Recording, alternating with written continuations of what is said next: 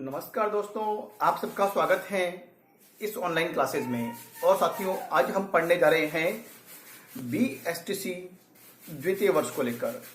और BSTC द्वितीय वर्ष के अंतर्गत आज का जो हमारा शिक्षण विषय है वह है हिंदी भाषा शिक्षण और प्रवीणता को लेकर। हिंदी भाषा शिक्षण और प्रवीणता के अंतर्गत हम प्रथम इकाई का अध्ययन कर रहे हैं। प्रथम इकाई के अंतर्गत जो हमारी इकाई है उच्च प्राथमिक स्तर पर भाषा शिक्षण के उद्देश्य और मूल्यांकन के तरीके।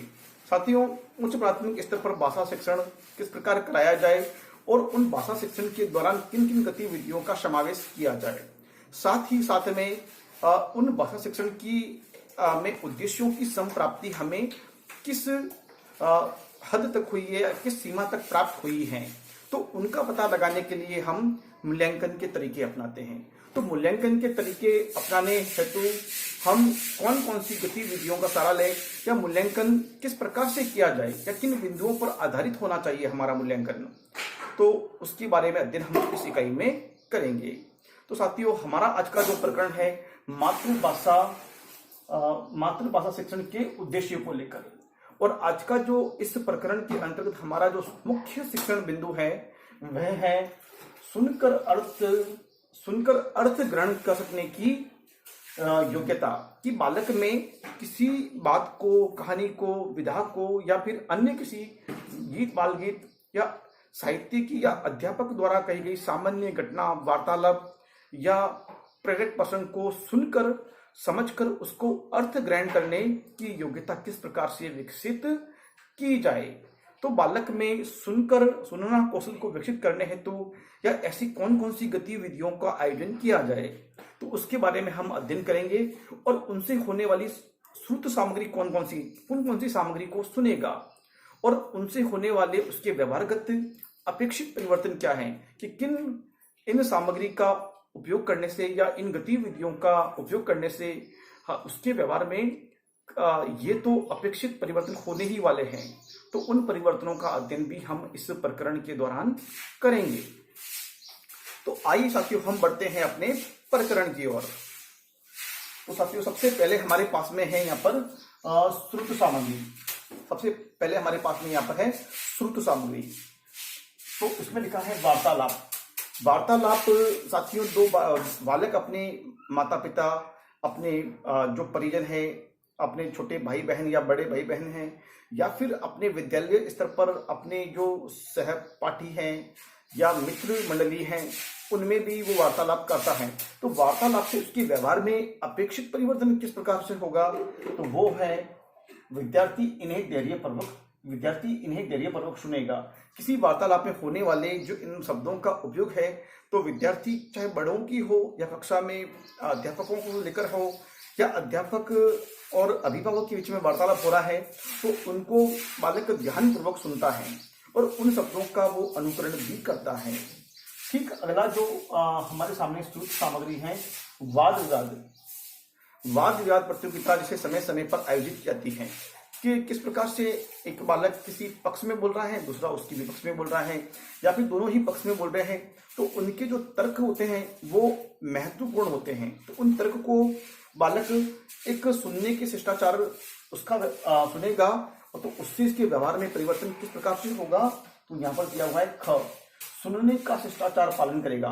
तो बालक वहां बिना किसी आवाज किए, बिना किसी शोरगुल किए, या बिना किसी बाधा को पहुंचाए उसमें सुनने के शिष्टाचार का पालन करेगा। उसके बाद में अगला जो श्रुत सामग्री है एवं व्यवहारगत परिवर्तन है वो है भाषण प्रवचन कथन। विद्यालय में विभिन्न प्रतियोगिताओं के आयोजनों पर भाषण प्रतियोगिताओं का आयोजन किया जाता है, या फिर अध्यापकों के द्वारा उसके पढ़ने वाले विद्यार्थियों के द्वारा भाषण का आयोजन किया जाता है। तो ऐसी स्थिति में या फिर अध्यापक के कथनों का या प्राचार्य महोदय के कथनों को भी समय समय पर बालकों को अभिप्रेरणा के रूप में दिया जाता है। तो उन कथनों के माध्यम से उसका अपेक्षित परिवर्तन क्या होगा बालक पर, वो अवधान पूर्वक सुनेगा। अवधान का मतलब होता है, मतलब सावधान, अवधान का मतलब होता है बिल्कुल ध्यान पूर्वक, एक सावधान होकर सुनेगा, सावधानी पूर्वक, एक बिल्कुल सावधान होकर, सह अवधान मतलब ध्यान पूर्वक। अवधान का मतलब होता है बिल्कुल ध्यान मग्न होकर ध्यान पूर्वक सुनेगा, बिना किसी अपने पूरे मनोयोग के साथ में सुनना। कोई भी कार्य मनोयोग के साथ करना, पूर्ण मनोयोग के साथ में, तो कहलाएगा अवधान। फिर अगला जो श्रुत सामग्री है हमारे सामने, आदेश निर्देश। अब आदेश निर्देश में किस प्रकार से होगा कि शब्दों, मुहावरों व उक्तियों का प्रसंगानुकूल अर्थ निकाल सकेगा। साथियों, आदेश और निर्देश दोनों बातें एक दिखने में लगभग समान रूप से है, लेकिन दोनों में एक सूक्ष्म सा अंतर है। आदेश हम किसी को दे रहे हैं कि ये कार्य आपको करना चाहिए, ये कार्य आपको करना चाहिए, और निर्देश ये होगा कि आपको ये कार्य करना ही करना है, आपको ये कार्य, इसमें एक दिशा दी जाती है निर्देश में। तो लेकिन आदेश की भाषा अनिवार्य का पुट दर्शाती है, निर्देश की भाषा मतलब आपको दिशा दर्शाती है बस। तो इसमें शब्दों, मुहावरों, उक्तियों का एक प्रसंग के अनुसार उपयोग कर सकेगा। अगला जो बिंदु है स्वस्वर वाचन। अब स्वस्वर वाचन से व्यवहारगत परिवर्तन किस प्रकार से होगा? वह स्वराघात, बलाघात, स्वर उत्तान आदि को समझकर भाव ग्रहण कर सकेगा। फिर कविता या पद्य में आए स्वराघात आदि के माध्यम से अपने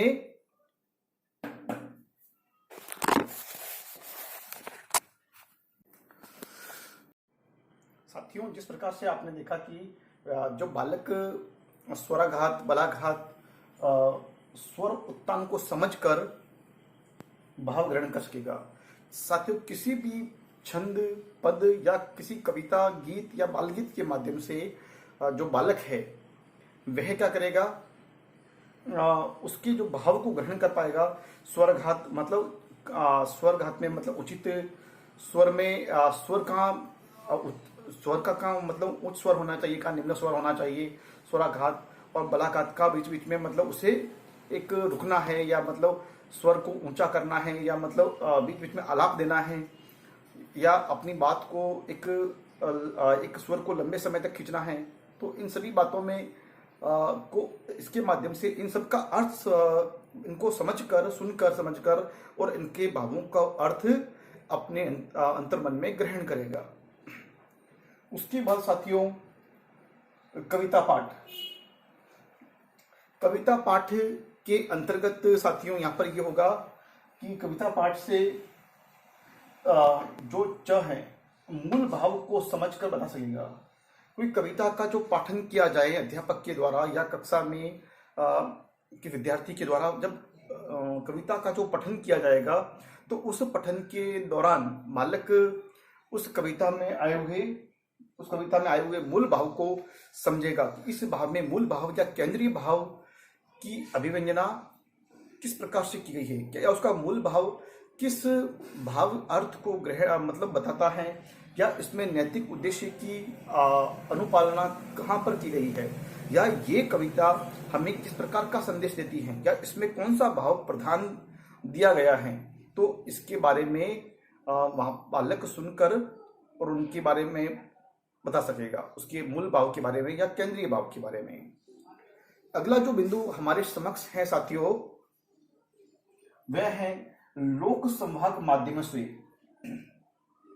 लोक संवाहक माध्यमों से सारांश बता सकेगा। अब लोक संवाहक जो माध्यम कौन कौन से हैं, चाहे तो लोक संवाहक मतलब हमारे जो लोक संस्कृति है उनको संवहन करने वाले, उनके विचारों को, उनकी भाषा को संवहन करने वाले, मतलब उनको पहुंचाने वाले, उनका प्रचार प्रसार करने वाले। जैसे वर्तमान समय, पहले तो जैसे जो कुछ जातियां थी जो नाट्य या खेल, नाट्य या मतलब साहित्य के माध्यम से, या कुछ जातियों के माध्यम से, या फिर कुछ जातियां विशेष के द्वारा झांकियां बनाकर भी उन संस्कृति विशेष का परिचय प्राप्त किया जाता था। जैसे कि आप कुछ स्वांग रचकर, या फिर जैसे नट होता था जो नृत्य कला में कलाबाजियां करता था, नृत्य जो नट के द्वारा, या फिर विभिन्न प्रकार के बहुरूपियों के स्वांग रचकर तो वो हमारी संस्कृति की कहीं ना कहीं एक संवाहक है। उसके बाद हमारे किसी परिजन का हमें समाचार लेना है, इसकी कुशल क्षेम पूछनी है, तो हम चिट्ठी, संदेश या पत्र के माध्यम से अपने विचारों को, अपने भावों को या वहां पर प्रेषित कर सकते थे। उसके बाद उसके बाद में जब जब टेलीफोन आया या फिर वर्तमान समय में तो बहुत सारे ईमेल है या बहुत सारी ऐसी बातें भी हैं जिनके द्वारा एक शीघ्र अतिशीघ्र बहुत कम समय में हम दूर कितने भी दुनिया के किसी भी कोने में बैठे व्यक्ति के बारे में जानकारी प्राप्त कर सकते हैं। तो मतलब जो लोक संवाद, जो लोक संस्कृति को संवहन करने वाले जो साहित्य हैं, उस साहित्य के बारे में या किसी कथा विशेष के बारे में उसका सारांश वो बालक सुनकर बता सकेगा। उसके बाद में है यहाँ पर प्रसारित सामग्री, प्रस्तुत विभिन्न विचारों के बीच संबंध स्थापित कर सकेगा। जो भाषा की प्रसारित सामग्री है, उस सामग्री में क्या कर सकता है बालक, उसमें अपेक्षित परिवर्तन क्या आएगा, प्रस्तुत विभिन्न विचारों के बीच। यदि एक भाषा में किसी भाषा विशेष को लेकर विभिन्न प्रकार के या किसी विषय वस्तु को लेकर विभिन्न विद्वानों के विचार हैं वहां पर दिए गए हैं, तो उन विचारों के बीच में किस प्रकार संबंध है, एक अंतर क्रियात्मक संबंध किस प्रकार से वहां दिए गए हैं, तो उनको उन संदर्भों से जोड़ने का बालक वहां पर प्रयास करेगा। बालक उस मुख्य बात या मुख्य केंद्र बिंदु पर आने का प्रयास करेगा, उसमें बीच में संबंध क्या है, तो वहां पर बालक अपने उस संबंध को जोड़ने का प्रयास कर सकता है। उसके बाद में दिया हुआ है साथियों, शीर्षक प्रदान कर सकेगा। किसी घटना या